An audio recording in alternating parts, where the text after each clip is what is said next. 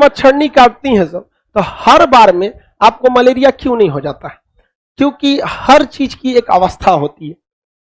जो Plasmodium protozoa है, जब तक ये जवान नहीं होगा तब तक नुकसान नहीं पहुंचाएगा।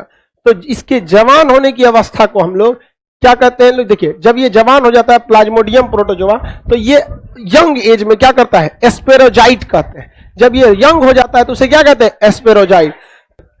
आगे बढ़ते हैं लोग। अब इस मलेरिया से बचने के लिए दवा लाई गई जिसको छाल से प्राप्त किया जाता था।